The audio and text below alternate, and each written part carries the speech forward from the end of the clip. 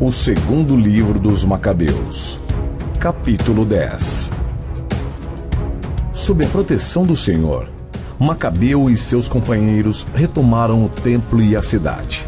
Destruíram os altares que os estrangeiros haviam edificado na praça pública, como também os troncos sagrados. Após terem purificado o templo, erigiram um outro altar dos perfumes.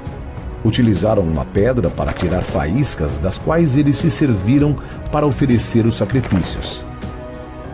Após 2 anos de interrupção, queimaram o incenso, acenderam as lâmpadas e recolocaram os pães da preposição.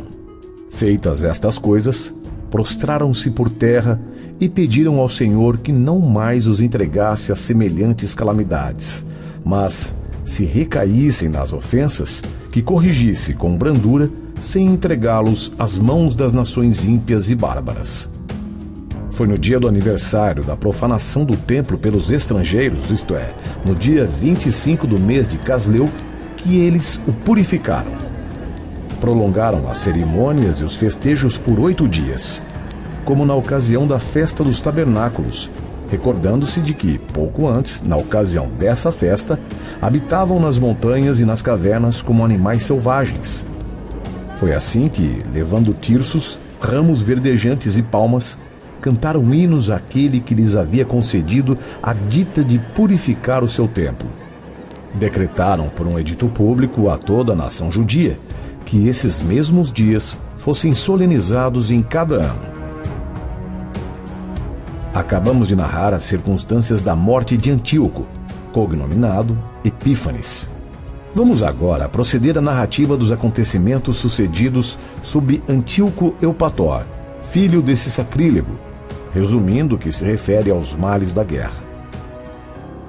Assim que subiu ao trono, este príncipe pôs à frente dos negócios do reino um certo Lísias, ao qual nomeou também governador militar e chefe da Celecília e da Fenícia, porque Ptolomeu, apelidado Macron, tomando a iniciativa de se mostrar justo para com os judeus, em vista da perseguição movida contra eles, procurou governá-los na paz.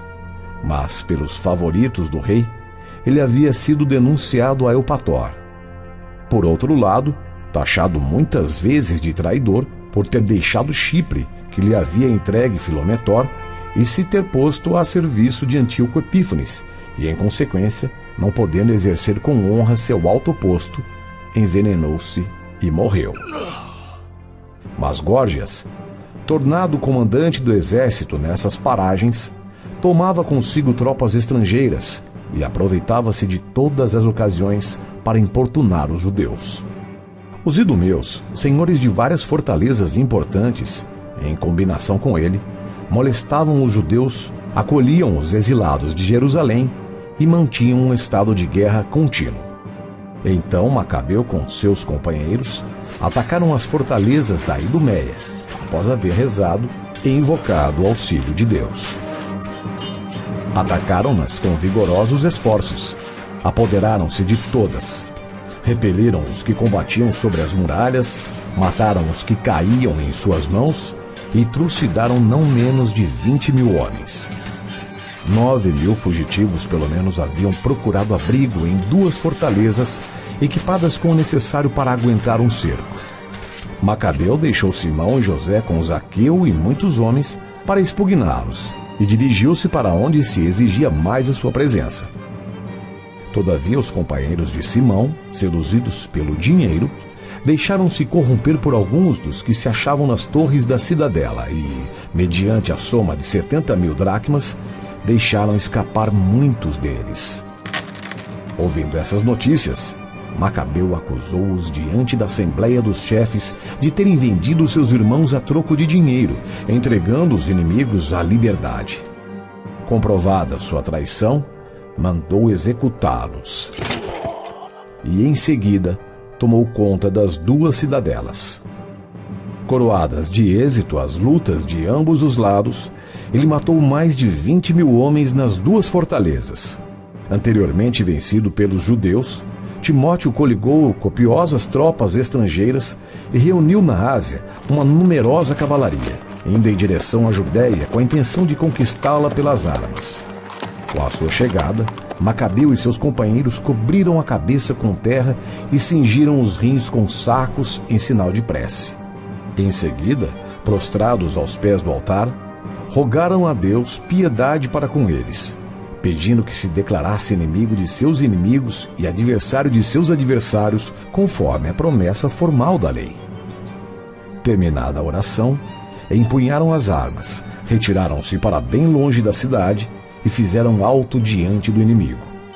Ao despontar a aurora, travaram combate os dois lados, contando uns com o êxito e a vitória por causa de sua valentia e do socorro do Senhor, e os outros entregando-se ao combate, apoiados no próprio furor. No auge do combate, viram os inimigos aparecer no céu 5 magníficos guerreiros, montados em cavalos ajaezados com freios de ouro, que se colocaram à frente dos judeus. Postando Macabeu no meio deles e protegendo-o com suas armas, tornavam-no invulnerável. Ao mesmo tempo, lançavam dardos e raios sobre os inimigos, cegando-os, gerando entre eles a confusão, pondo-os em desordem. Foram, pois, mortos 20.500 infantes e 600 cavaleiros. Timóteo fugiu para uma praça muito forte chamada Gazara, cujo comandante era Queréias. Macabeu e os que se achavam com ele assediaram-na com ardor durante 4 dias, enquanto os que se encontravam nela não cessavam de blasfemar e injuriar, confiados em seus muros. Amanhecendo, porém, o 5º dia, um grupo de 20 jovens do exército de Macabeu, inflamado de cólera por causa dessas blasfêmias, atirou-se corajosamente à muralha e massacrou tudo o que encontrou. Outros subiram do mesmo modo o muro, atearam fogo às torres, acenderam fogueiras, nas quais queimaram vivos os blasfemadores. Outros ainda arrombaram as portas, fizeram entrar o restante do exército e ocuparam a cidade. Mataram Timóteo, oculto numa cisterna, seu irmão Queréias e Apolofanes.